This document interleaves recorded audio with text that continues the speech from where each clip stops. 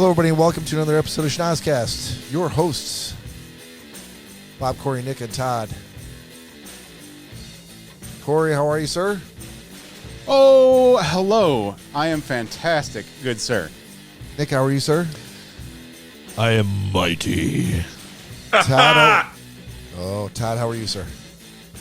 I'm delightful, sir. Wow, really took the wind out of your sails there, huh, Todd? No, I'm good, Nope. man. He went completely the opposite direction, which I appreciate and respect. All the way down. All right, folks. So glad to be back with you again. If you are new to the show, thank you for joining us. If you are rejoining us, thank you for sticking with us. You can find us out there anywhere you can get a podcast to listen to or watch any of our previous episodes, of which there are many. If you want to follow us out on the streaming services and see us when we go live, you can follow us on Facebook and Instagram and YouTube and Twitch and TikTok. Mm-hmm. You can also email us at schnozzcast@gmail.com with any of your existential questions or requests for relationship advice. Candy cane. Big shout out to Candy Cane. Candy cane. Or you can call or text us anytime, day or night, at 618-SHOCKER. Baby. Guys. Oh, you son of a bitch. It's been a couple of episodes since you did the AMSR. Shocker. Oh, the shocker line. Yeah. Coming at you live. You know what, Bob? When you do it, it's a lot worse. You make me want to. You make me want to not hear it again. All right, and with in that spirit, let's kick off the show with a shot. Sometimes we do that. In the spirit of spirits. Other times we pour it and it sits here getting warm until Prost. God knows when. So please join us if you're out in Iceland. Pour us a shot of fresh whale blubber. If you're out in Paris, get yourself a little glass of Beaujolais. If you're sitting in Quebec, Ontario, pour yourself a snifter of brandy and join us. Cheers. Cheers. Have we fact-checked any of this? Salute. That's the beauty of having a podcast, Cory. You don't have to fact check. I guess that's the true. good stuff. All right, ladies and gentlemen, you are listening to the back half of the Schnozzcast. Or as we call it, the backside. Keep going. Oh, yeah. Backside of the ballroom. No, keep going. I'm not going to be your dancing Show you the bear. inside of the ballroom. I think it was fantastic. Oh, yeah. The backside of the Schnozzcast. As though you were on your own radio show. Just You know forget what? We're all here. Welcome to the quiet storm. Yes, that's what I'm talking about. Mm-hmm. That's it. And I guess that's the end of that. Fuck. No, you can't get too into it. yeah. Sometimes you can, though. Sometimes if you get a really good reaction, it's your green light to keep going. Just because you had a good reaction doesn't mean that everyone had a good reaction. I didn't hear anybody else going like, fucking stop that. Sometimes I get the Well- stage fright. Sometimes your thoughts and your words don't always align. Yeah, like, mm-hmm. Listen, you're not throwing out any Like- impressions or like- impersonations. like when you say whilst instead of whilst. You mean Cool Whip? Whip. Or YouTubes. Look, I love my YouTubes. Yes. All right, listen, fellas. I'm just gonna do this anyway, Todd. Because what the fuck? So, Nick Bader, did I ever ask you Uh-huh. whether you would freeze yourself cryogenically? I don't think so. Did you and I ever talk about Meg Ryan and what's going on with her plastic surgery? No. Then, God damn it, I have no idea why this is in my notes. Apparently, I talked to none of you. Hang on. Now that you bring it up, you didn't talk to me about it. I'm not saying Is this the celebrity with the pussy candles? No, it's that's- Gwyneth Paltrow you're Okay. thinking With about. Paltrow. Yeah, we but you did. tried to stump me, and I thank you for that. We did discuss on an episode because didn't Greg, your brother, want to be cryogenically frozen? No, he still does. Still, sorry, I stand corrected. Oh, Still sorry, has you were that. in He the can only- past tense. He can only afford That's the where head, you though. fucked He up. can only afford the head. I mean, Greg, I think he should do it. I mean, is there any? I mean, As long as the brain's safe. Hold on. Especially I would Greg's think brain. that if you're on a budget, the head would be the most expensive part. They would freeze everything but the head. Well, yeah, but then how? So the fact that you could afford only the head seems awful weird to me. yeah, but if there's not a conscious, That's the most state, expensive part of the body to freeze. Right. And he's saying I can't afford the rest of the body, but if I want to know what's going on, Right, not just your body come back. Yeah. Hold on a minute. He doesn't though. know if his body came back or Right. not. If you could afford to freeze your head, and I love the fact that we're not talking about this now. Thank you, sir. If you could afford to freeze your head, it feels like you could afford to free like 6 other bodies. Like that's the equivalent of the price of a head. Sure, but what good is freezing bodies? Like let's assume that your whole body minus the head is $35,000. Mm-hmm. I feel like the head's probably $85,000 just Sure. for the head. Sure. So if he's got $85,000 for the head, he's definitely can afford. So what he's really saying is he can afford his whole body, but he can't quite pay for the head. I want to be clear about that. No. He's saying that I can't afford the full body. No, he can afford everything but the head No. because the rest of his body minus the head is cheaper than the head. Yeah, Bob, but it's Look, follow me here. Okay. Head's more expensive. it's like saying I can afford one of the nicest cars in the world, but just not the wheels. You're not going to go anywhere without the fucking head. So you're not being brought back to anything. It would be like saying, "Hey, Hold you on. were in the That's hold on. That's just crazy talk. You were in the war, and you were in the war, and we had to take your arm, and you're like." Yeah, but if my arm could come back later, that would be amazing. Like, you're not going to know what they do with the arm. It's not like you have a brain in your arm. But you we're know. not talking about like Civil War era trying to save your leg after a I don't battle. think that really. Yeah, I don't right. think that really. This is- No, I'm not. I'm not agreeing. Thanks for with agreeing you. with me, Cory. I'm not agreeing with you. I'm agreeing with I Nick. appreciate that. That's really neither here nor there. That was just used as an example. Yeah. Because I don't know. We're on the same page with this. Yeah. Nick.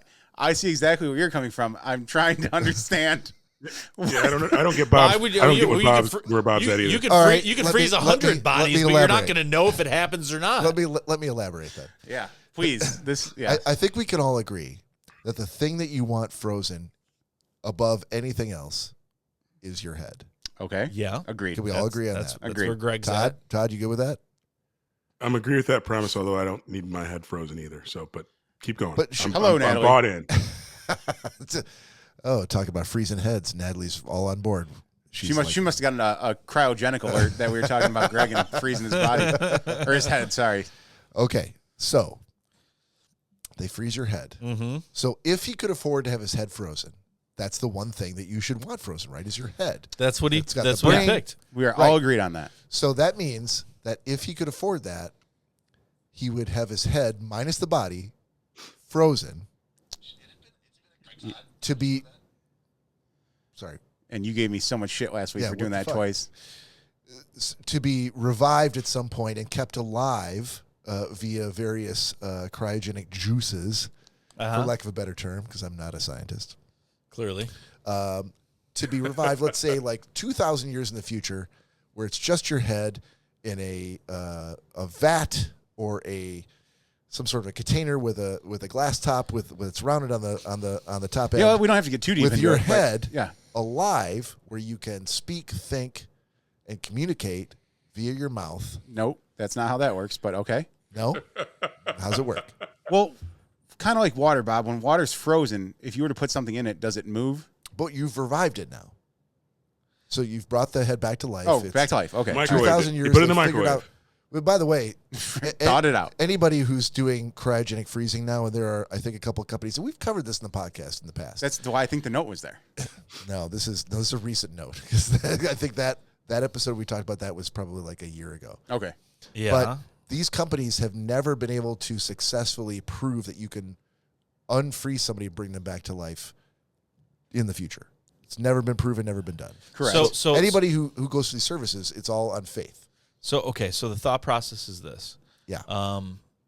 Back in the 60s, back in the 50s, there was no such thing as DNA. DNA evidence. We couldn't sequence DNA. We couldn't look. We had DNA, but we didn't couldn't. know what to do We, with it. we couldn't look people up by No, it's new DNA. since the 90s. We couldn't match DNA. Yep. As recent as 40 years ago, there were no cell phones, there were no smartphones, nothing. I mean, if you want to go back as recent as 25 years ago, there were no smartphones. There was nothing to where you could hold in the palm of your hand and see all the things that we could possibly see. In regards to forensic analysis and everything, the leaps and bounds that we've come. So the mindset is we don't have the technology now. We don't. But we now can take DNA from a woolly mammoth that's been frozen in permafrost and match that DNA and sequence it up to something of its closest relative and potentially bring it back to life. We can no.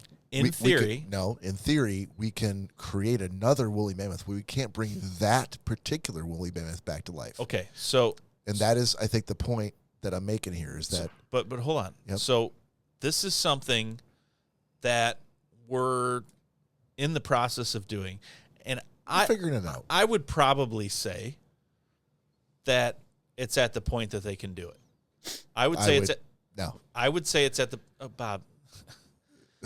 Okay, are you so absolutely absent and narrow-minded to say that just because you don't personally know about it, that it can't be done at this point in time?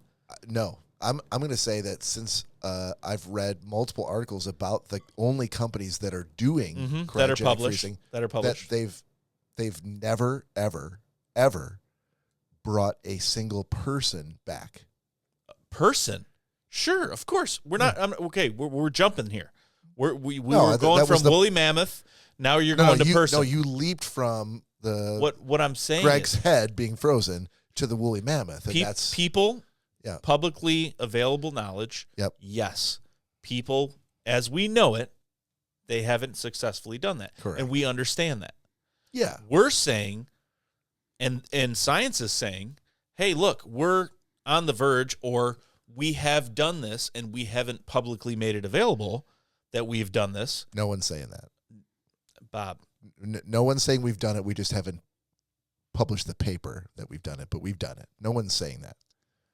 Okay. Why? Okay. All I'm trying to say to you is that you don't think that there's a slight possibility that a hush-hush government laboratory may have been able to do something like this, and they just don't want to go to the fucking New York Times and tell them about it? I don't. Why? Why is that?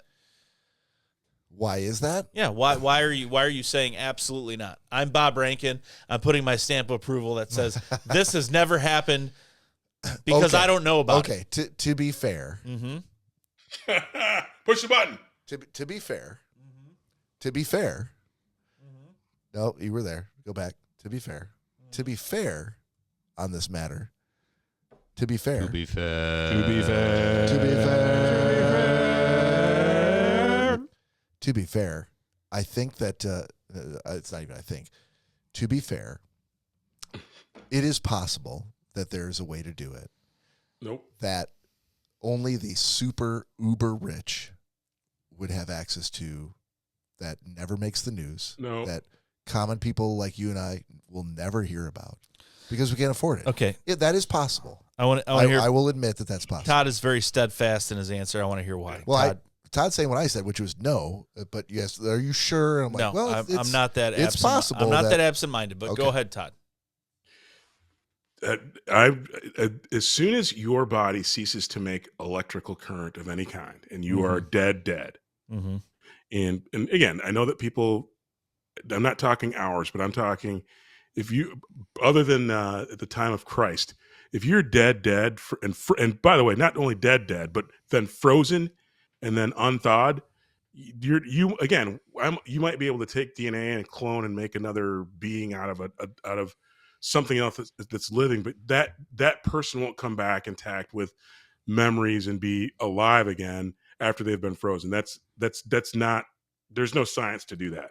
Okay, so what if they're mostly? Hold on. We're getting homogenized here.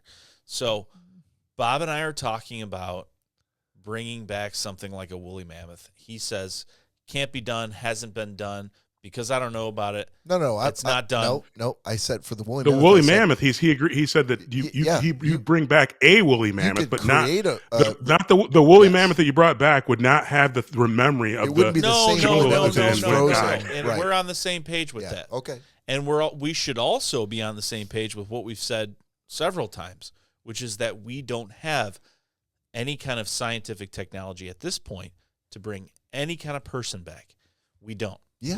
So I don't know what you and I are at odds about that. What I'm saying is that just as recent as 50 years ago, we've come leaps and bounds with science and DNA and gene sequencing and cloning sheep and all these other things that we've done. So to say that 100 years in the future, let alone what you said, 2,000 years in the future, that a possibility wouldn't stand, that you couldn't take? No, that's not what I said at all. Okay. What I said was today we understand that. Yeah. Oh, okay. Yeah. We understand today it can't happen. So 2,000 years in the future, I don't know what the fuck's going to happen. Right. So the today though, they can't do it. The mindset of people with cryogenics is we understand it can't be done right now. We get it. Yeah. So anybody who does it is banking on the fact that at some point they're going to be able to. It's going to happen. Whether it's 100 years from now, it's not 500 years from now. It's not maybe is it going to happen. It'll happen. It's going to happen. Where you can you can reanimate. It's going to happen. I mean, you would have to be. Let me jump in here because right now there's really no way. As of today, yes, it can't be done. I get that there's probably plenty of people looking into it at different labs and things of that nature that have been doing this for years and years trying to figure this out. But I also agree with Bob that there's nothing saying that it will actually be done. No, I can appreciate your conviction on it. You're right. There is nothing saying that. Right. What I'm saying is looking at how far we've come scientifically in the past 50 years, let alone a couple hundred years. Yeah, and I totally get that. And you would to say no, like a doorstop, no, not going to happen. That it's biological. There's no way that they're not going to be able to figure that out. I mean, that will happen. I mean, who knows what the future It's like will world hold. peace. No, that's completely something completely different. I feel like if we can reanimate people in 100 years, we might be able to get along. Dude, we are taking a tiny, minuscule, little microscopic portion of an animal that's been dead for 30,000 years and able to bring it back to life. No. Not bring it back to life. Exactly. Now, okay, I'm not saying reanimate that animal at this point. Okay, good. I'm saying bring the species impossible. back to life. Well, not even that. They're talking about creating artificially another woolly mammoth. That's no guarantee you can bring the species back to life. They're just seeing if they could make a woolly mammoth. Basically, what they're saying is, hey, that's not a wrong word. That's me, my tongue getting in the way of talking. I think that's exactly what the rules are. That's kind of the No, it's not. Yes, I think it is. No, it's not. That was an impediment. This is mispronouncing a word. That's exactly. It's a mispronunciation jar. No, it's not. So what? Listen, yes, that's what we agreed. Listen. Okay. So you didn't hold on. So you didn't say anything to him about his thing earlier tonight? What other thing earlier tonight? That I just said 10 minutes ago. Which fucking thing? Say it again. Okay. We'll go back to it. Are you doing that to just pull No, I just said it 10 minutes ago and you laughed. Oh, okay. Sorry. So he had a mispronunciation 10 minutes ago? He had one about 30 minutes ago. Yeah. Of what was the word? What was the word? You don't remember? No, not right now. I don't. All right. So keep going. I'll tell you. You're derailing yourself. Keep going with the original point. So the original point was that if we can bring back a species based on filling in the blanks. So they're saying, okay, we can get to the 75% point and then we're going to go to its closest relative, like the elephant, and we're going to plug in some things that are missing. And we're going to bring this species back to life. Not the one that's here frozen in its memories, but the actual species that went extinct. And there was actually something that I read that said that they successfully brought an extinct species of like wild dog or something back to life like 30 years ago. And it died within 7 days. And they said Successful. They said it was the only species to unextinct and re-extinct itself In 7 days. But what I'm saying is that if we can, I mean, 50 years, 100 years in the grand scheme of things is a very, very, very drop in the bucket, short period of time. I get that. Yeah. So if these are things that are 30,000 years in the past, and we're saying, yeah, we can see their stomach contents, we can extract DNA. It's all there because it's in Siberian permafrost. If we can mimic that, That'll be gone in 8 years. So okay, but we're mimicking it. We're mimicking it in a lab, which is what cryogenics is. Then the hopes are that in the future, whether it be 100 years or 20 years or 120 years, that when we finally figure it out, like we'll be able to do that. Do you think criminals and stuff, back in the late 1800s would have ever thought that things like fingerprints and saliva and all that other stuff, that we could sequence that and track you down? Like that wasn't even a thought process. That was all fucking magic back in the day. Right. But it's happened, and they've solved older crimes, they've solved recent crimes. No, totally understandable. And unfortunately, none of us will be around to ever know the true outcome of all this. No, we don't. Unless your head's frozen. Yeah. So That's a good point. So get your head frozen. That's a good point. Can we circle back so to Greg Bader's head? Greg Bader's severed frozen head? yeah, we Eventually. So what I said to him was this. I said, I don't doubt that the technology will be there. I feel science will get to that point. It's just, I mean, it seems only natural. We're going in that direction. It's going to get to that point to where they'll figure something out to where they can make it work. And as far as the body, I'm not even concerned about that, because there are so many different animals that can regrow limbs, octopus, lizards, things like that. I mean, there's only a matter of time before they figure out how to find that certain chromosome and work it into humans. Or they can grow ears on rats, human ears on rats. They can do all kinds of shit right now. So the fact that it's completely in the future, like, yeah, we're going to take your DNA and we're going to grow your arms and legs and everything else. The head is what we're most concerned about. Like, that's not what I'm concerned about. What I'm concerned about is that I want to die naturally. I don't want to wake up in some lab somewhere 300 years in the future where all my family and friends are dead and they're poking me in the eye with things. Like, that's not what I need to happen. So I'm going to stop you right there.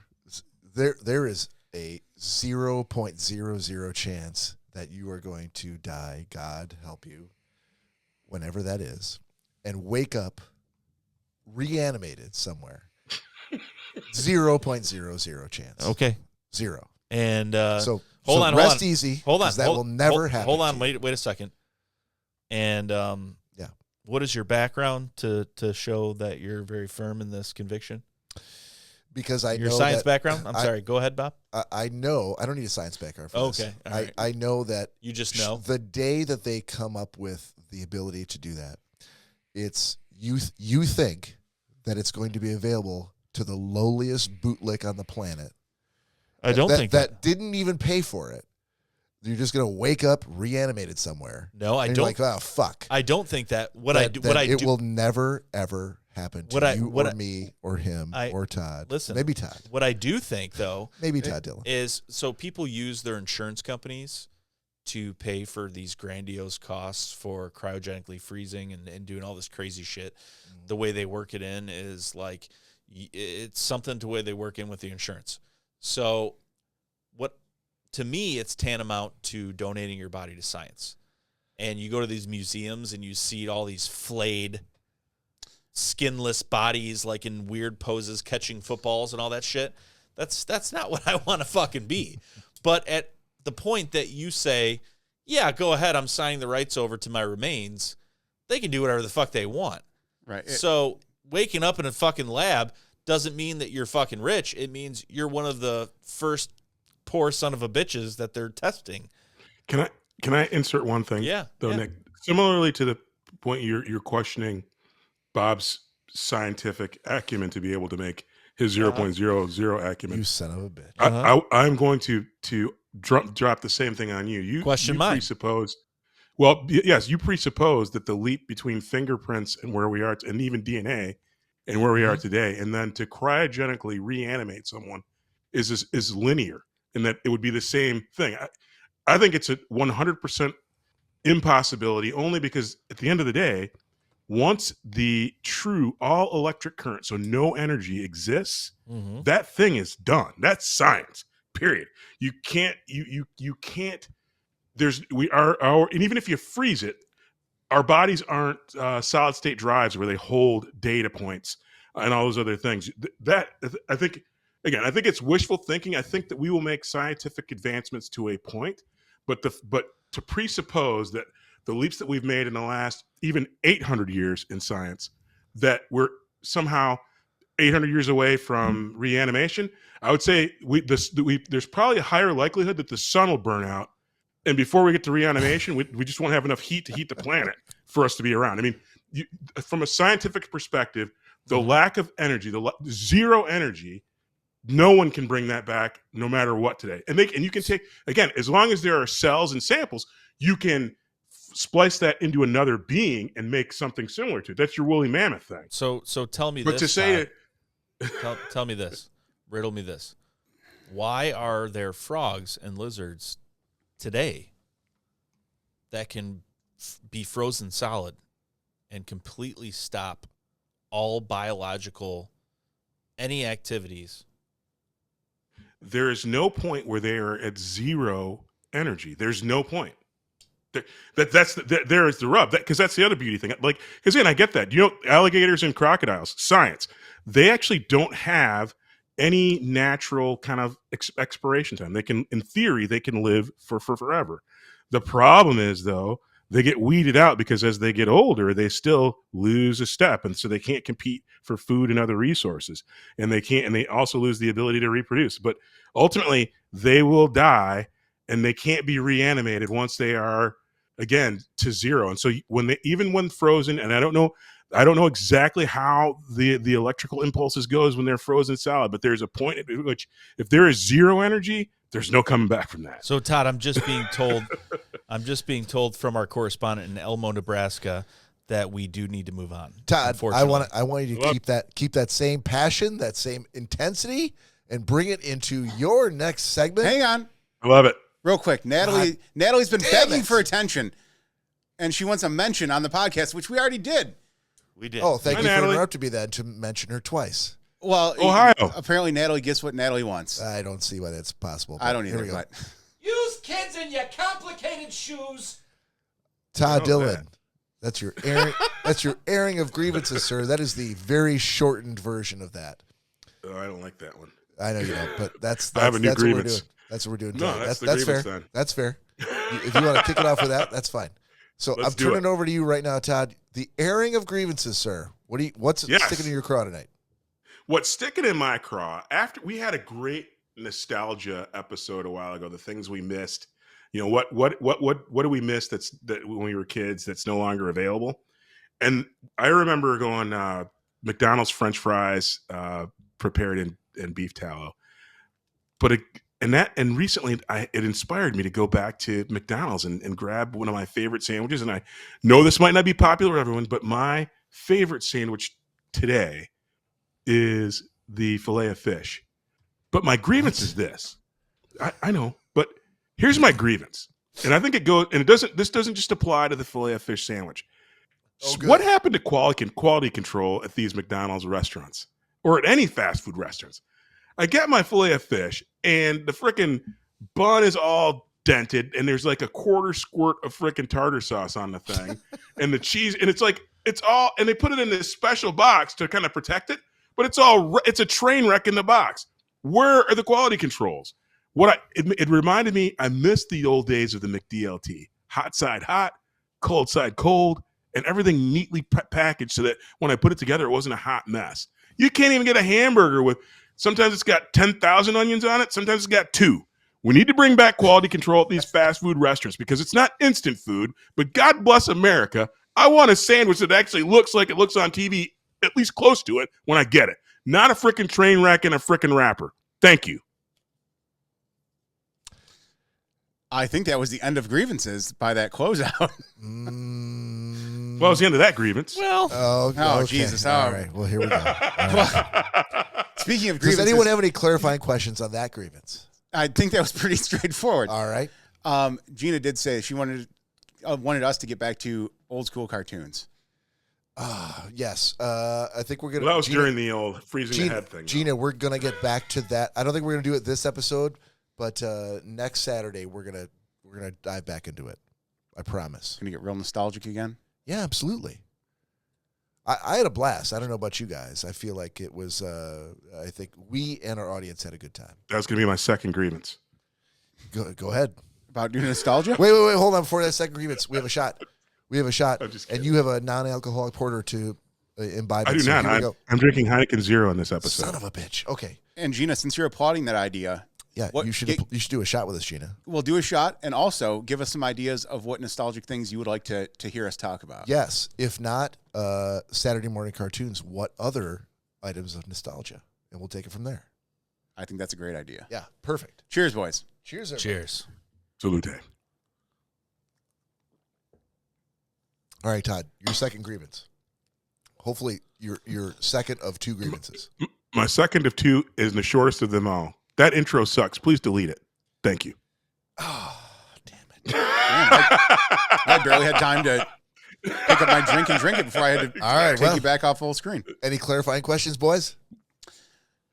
I was going to go to my Amazon grievance, but nope, too late. 2 of 2. damn it. Hey, Yeah. let's pause that real quick. Sure. Mother of God. I want Yeah. to piggy tail. Are you going to play my Sasquatch Sunset trailer? I mean, I can. I was trying to go along with grievances. No, go ahead. There you go. So Bob and I were discussing it. We were talking earlier when the Wings were playing, and More sports. the first grievance that came to mind, it was on ESPN today, which is not the usual commentators that the Wings have. Yeah. But dude, they're just throwing people in these positions that have no clue what they're talking about. Agreed. Oh, thank you. All right. And Success. Your beef is that there's too many ladies on the commentator. I mean, I didn't want to be that harsh, but dude, I get the equal rights thing. I do. I totally do. But hide your misogyny. I'm trying to. I will say, as a sports fan, I agree with you in that I don't care if it's a guy or a girl that you put as a color commentator. They should know. They need to be knowledgeable. Yes, and they just need to know the what sport you're talking about. And that's why I just said people, because again, too, Jimmy Howard, he knows the sport, and he's terrible commentator. Yeah, but at least he knows what he's talking about. Yeah, he knows what he's talking about. So I'd rather have someone that knows what they're talking about and be able to give that interaction rather than just we're going to throw whoever out there just because we want to make the company look good. Yeah. Don't give me a newscaster or a chef on a cooking show who looks good but doesn't know how to cook. That would be pretty shitty. I think it's a fair. So there you go. That's my grievance to add along with Todd's. Perfect. Thank you, buddy. Thank you. Here we go. Love it. Yeah. Oh yeah. Existential Question of the Week.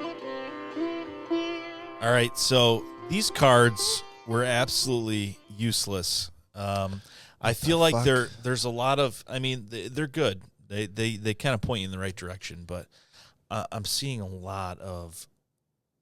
They seem sloppy, to be honest. I know you didn't make them personally. I did not make them personally. I did. They seem sloppy in the sense that like every fifth card, Mm-hmm. it's kind of editorialized way of asking kind of the similar question.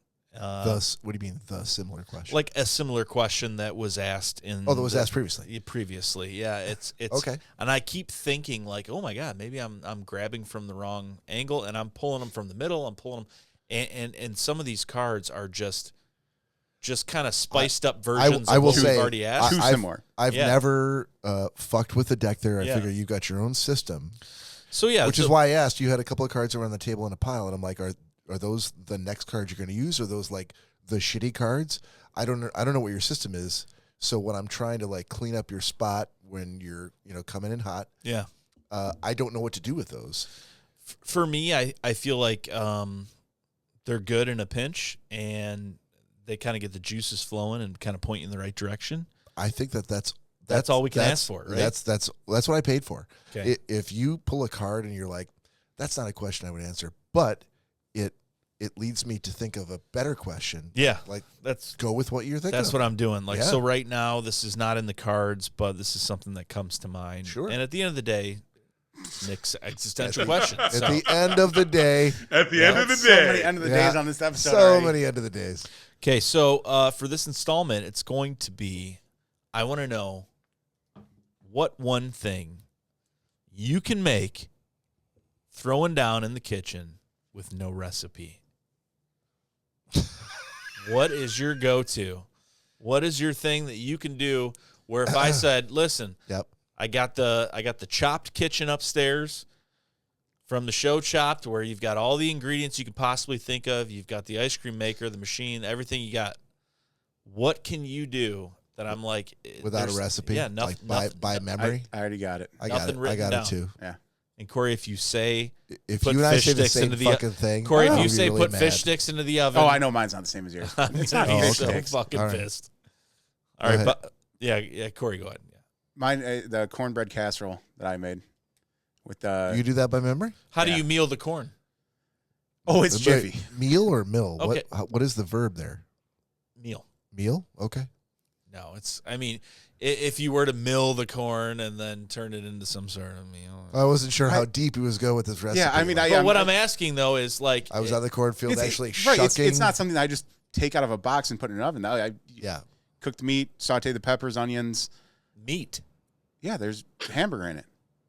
Oh, cornbread casseroles. What you said? Okay. Yeah. All right. I thought you just meant like making cornbread. I'm like, hold on. No. Cornbread it's like an actual. It's supposed to be like an entree, not just a side of cornbread. So tell us what is that? What goes into that? So hamburger, pound of hamburger, cook that up.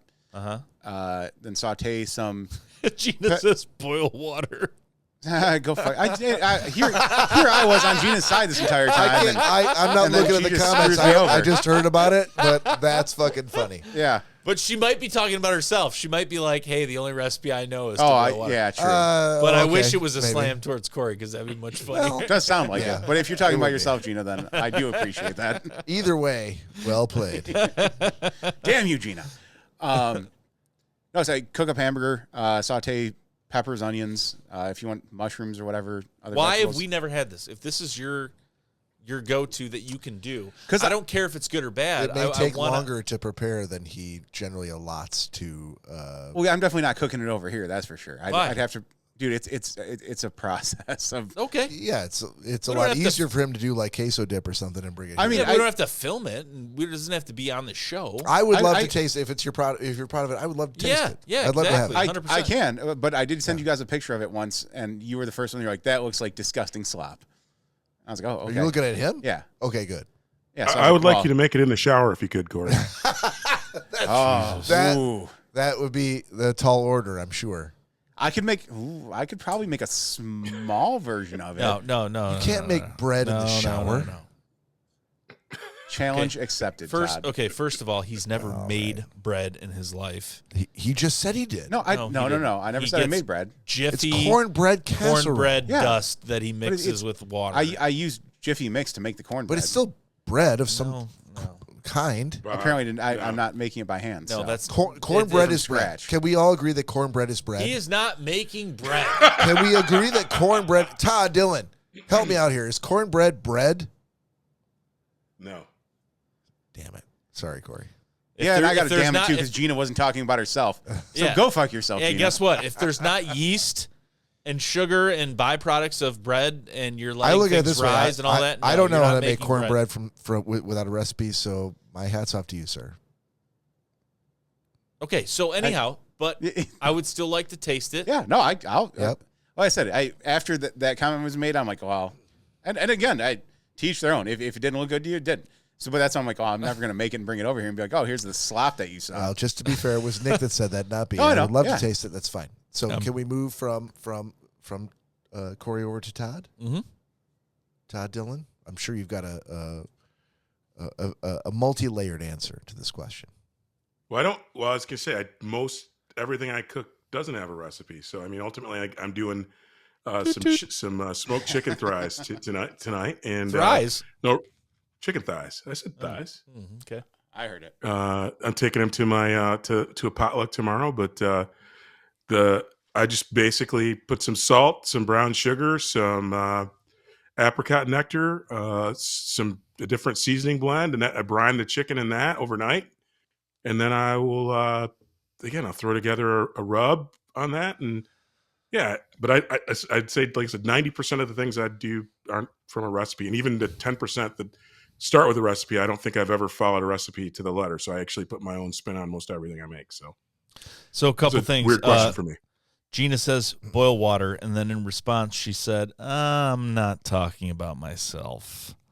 And then she went on to say, well, we know Cory's not making chili anytime soon. And then she wrote, tall order for a ... Okay. Clearly it must feels like Cory's getting ripped on. It must mean tall order for a tall man. Well, even that's though what she's probably talking about even with though he's Cory. in the bathroom, I know he can hear what's being said. Yeah, he's got the wireless. We can't hear him, but he can hear us. Okay, so smoked spice rub chicken thighs. Yep. Uh, I would also like to taste that. Bob, what you got? Oh, me? There's a couple of things, but the problem is I'm a big recipe follower. I know you are. I'm going to make something. I'm going to follow the recipe. I want you to go outside your comfort zone, though. Well, so if that's the case, I've really only got like 3 things I could say. I can make salmon and broccoli, salmon and green beans, but that really doesn't count because it's so fucking easy. You got to start somewhere, Bob. I can make meatballs without the recipe. I can make spaghetti meatballs, no problem, no recipe. There you go. There you go. That's your thing. I've seen photo. I've never tasted them yet, but I've seen photos of your. They look phenomenal. I brought them to your house. I've never tasted a meatball. Way to go, buddy. I didn't make anyone taste them, and therefore no one did. And I took them. You should make them and take them to Cory's ballroom. I was actually literally just about to say that will be a staple. Yeah, next to our cigars and whiskey bar. Yeah. And that point would be the meatball room. Top running for the episode title. Okay, so what we're gonna do one night. No, we listen. Nothing good has ever come from like, okay, we're all gonna bring a dish. We're gonna bring something. Nothing good has ever come. I'm pretty sure we rest our laurels on those nights. No, that everyone brings a dish and it turns out amazing. No, it doesn't. No, I don't know where Bob's been at this episode. The past 2 years that we've been all bringing appetizers Bowl, and New Year's Eve, and everything's been delicious. Oh, I'm sorry. Everything's awesome. Everything's been awesome.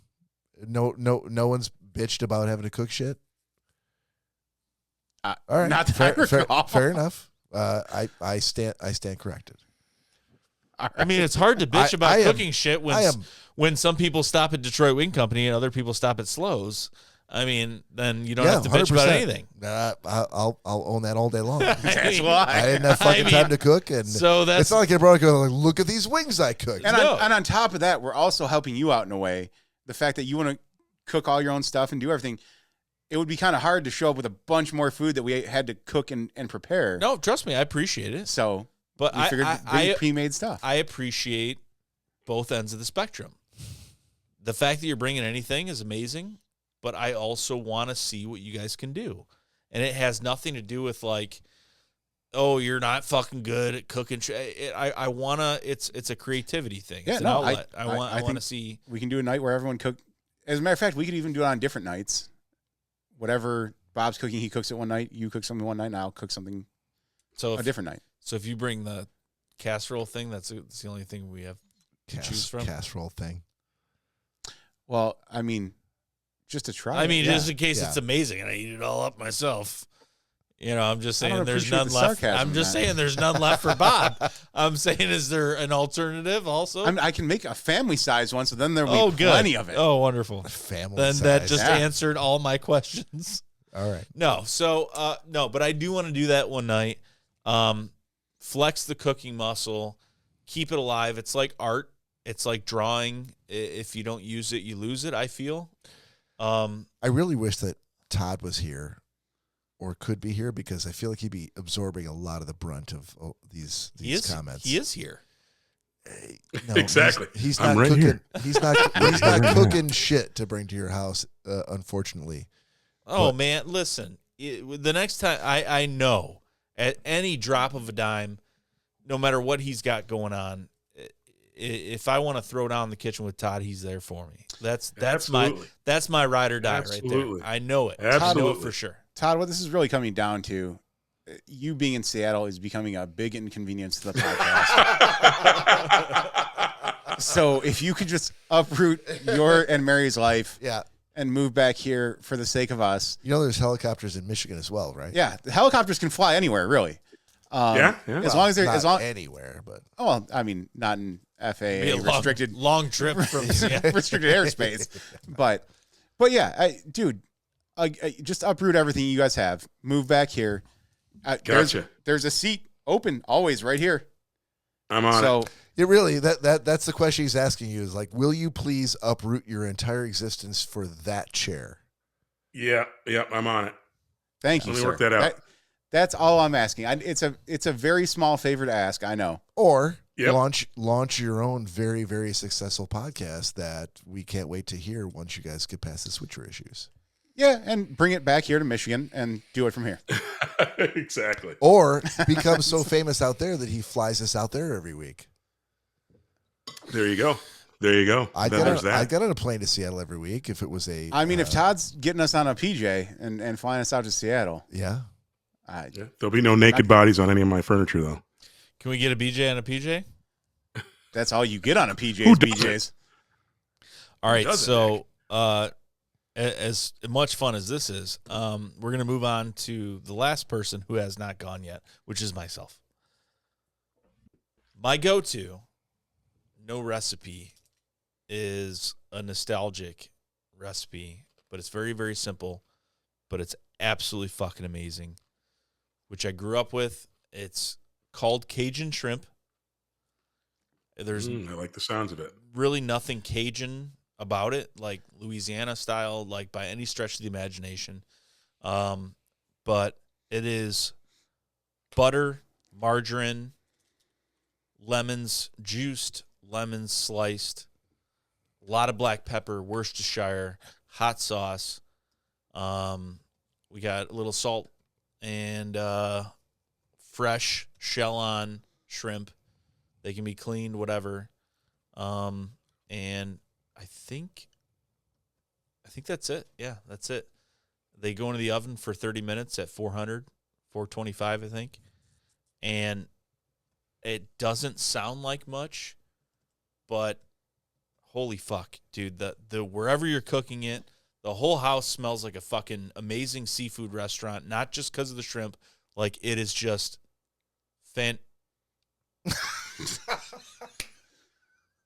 Oh, so when it's my turn, then I don't know. I don't know what Bob's doing. Oh yeah, please tell us more about fucking cornbread and whatever the fuck you talked about. So anyhow, so it's amazing. Yeah, you had me at Cajun shrimp. Yeah, so I'm sorry. They're being really funny because they're funny guys. I have nothing to do with this. Yeah, but anyhow, so it's amazing. Serve with French bread. Dip it in the sauce.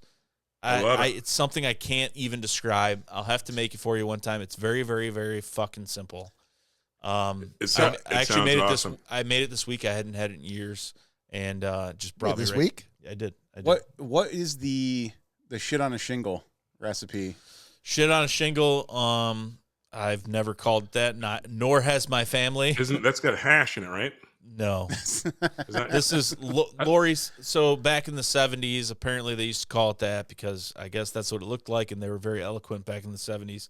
But shit on a shingle, or as we called it, like sausage toast, or I don't even know what the fuck Shit on a it's shingle's called. better. No. But do you see why I remembered shit on a shingle Well, over yeah, sausage because toast? it's funny. But so shit on a shingle, it's stood the test of time for 40, 50 years.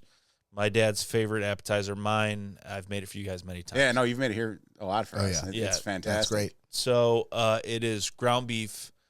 It is Bob Evans zesty country sausage. I'm not gonna lie, dude. You put that Bob Evans sausage in anything, holy shit! Yeah. So you mix those. You mix those two things together. You drain it. You add a lot of oregano, salt, pepper, and then you mix it in with, I believe, Velveeta and a little bit of Worcestershire, and you let it cool, and then it goes on to toasted. Baguettes.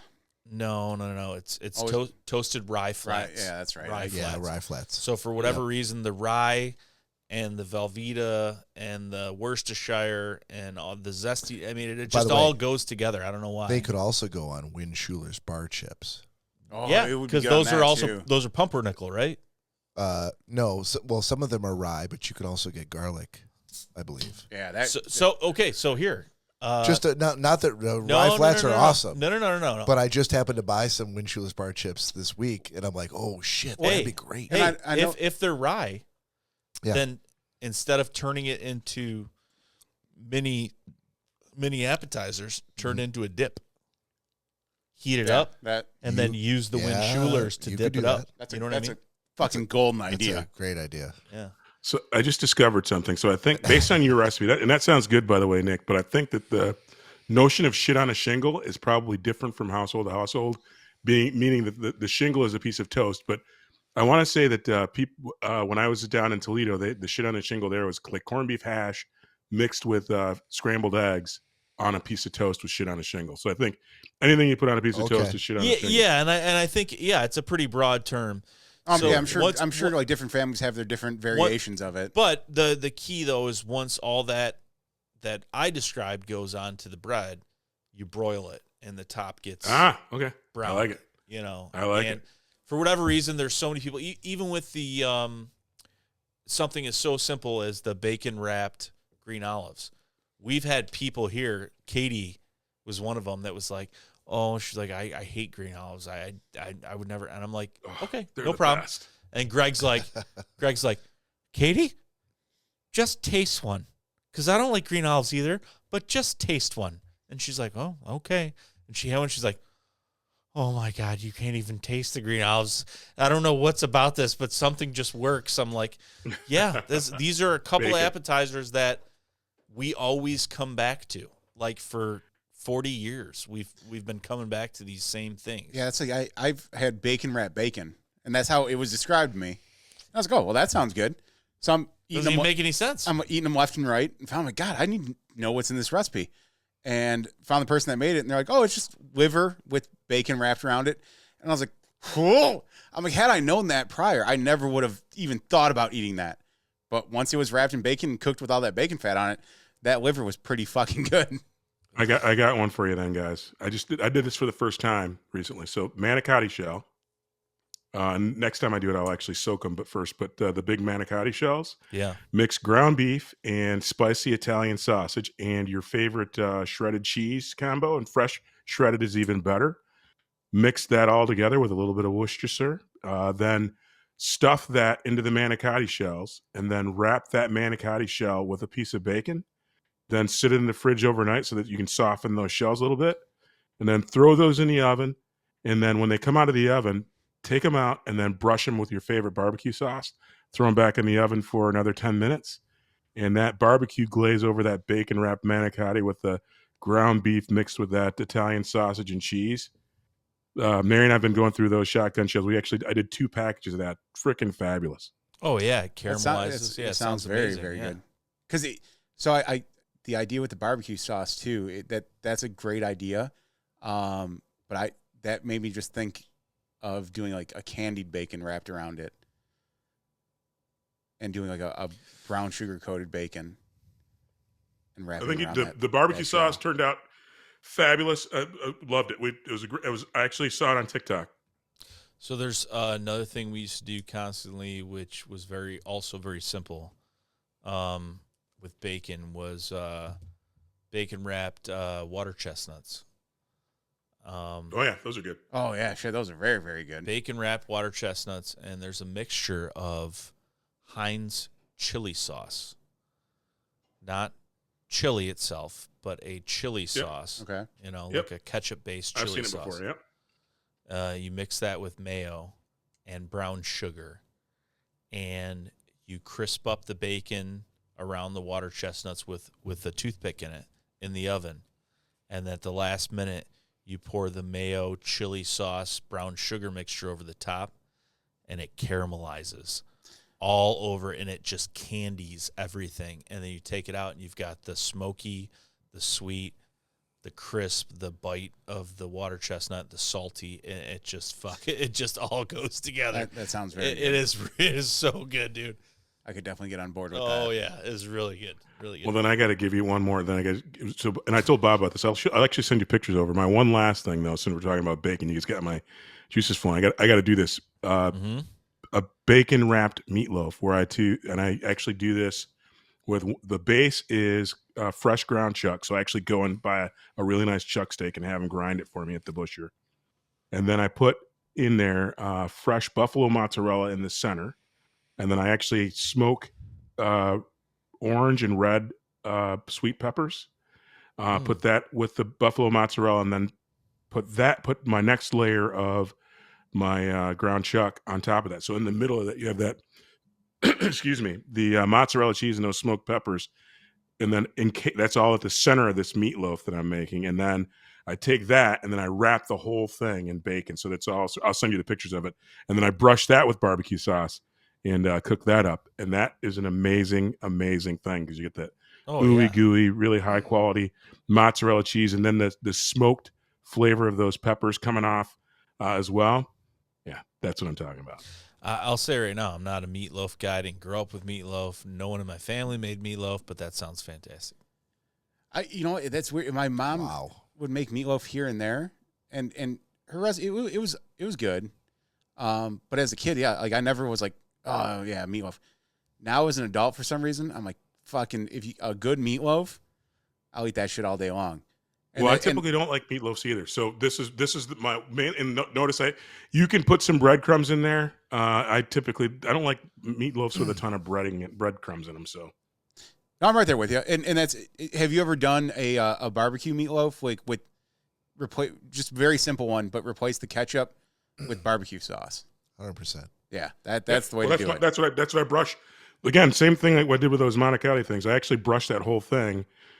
Before I wrap it, I brush the meatloaf itself with barbecue sauce, and then I wrap it with the bacon, and then I brush the barbecue sauce on top of that. So it's all glazed on there. It's you get a double layer of the barbecue sauce. I used to do all there that, you go. But it would sit. The meatloaf would actually sit on a bed of brown sugar and barbecue sauce, which was nigh impossible to clean off the fucking. Oh, I'm sure once that got cooked up, Jesus Christ, it was like cement. I don't doubt that one bit.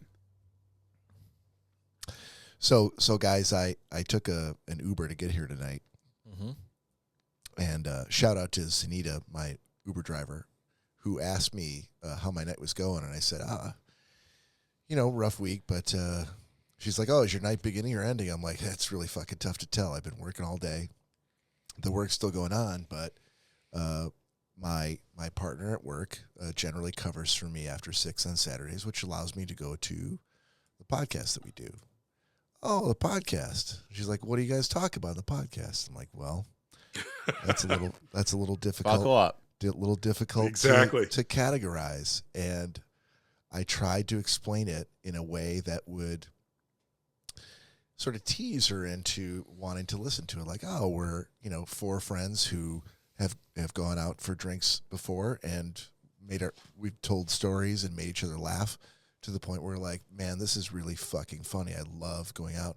Maybe other people would like this too. We should do a podcast. We should record this. When what I should have said was, we talk about freezing each other's heads cryogenically and making smoked pepper buffalo mozzarella meatloaf and all those recipes. This episode got very specific. It did. Yeah. It did. But that's the beauty of talking to you fuckers, and that's why I love you. So with that, we're going to put a bow on this and say that's the episode. We'll see you next week. We love you. Please join us then. On behalf of Cory, Nick, and Todd, this is Bob saying peace out.